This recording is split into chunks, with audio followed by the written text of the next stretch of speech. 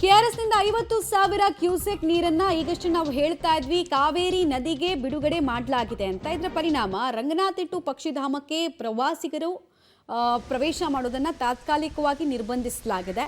ಡ್ಯಾಮ್ನಿಂದ ನೀರು ಬಿಟ್ಟಿರೋದ್ರಿಂದ ಬೋಟಿಂಗ್ ಅಲ್ಲೇನು ಕಲ್ಪಿಸಲಾಗ್ತಾ ಇತ್ತು ಅದನ್ನು ಕೂಡ ರದ್ದು ಮಾಡಲಾಗಿದೆ. ಪಕ್ಷಿಧಾಮದ ಪ್ರವೇಶಕ್ಕೆ ಪ್ರವಾಸಿಗರಿಗೆ ತಾತ್ಕಾಲಿಕವಾಗಿ ನಿರ್ಬಂಧಿಸಿ ಡಿಸಿ ಆದೇಶವನ್ನು ಹೊರಡಿಸಿದ್ದಾರೆ. ಸದ್ಯಕ್ಕೆ ದಕ್ಷಿಣದ ಗಂಗೆ ಅಂತ ಕರೆಯುವ ಕಾವೇರಿ ನದಿ ಉಕ್ಕಿ ಹರಿತಾ ಇದೆ. ಇದರ ನೇರ ಎಫೆಕ್ಟ್ ಪ್ರವಾಸಿ ತಾಣಗಳ ಮೇಲೂ ಕೂಡ ಆಗ್ತಾ ಇದೆ.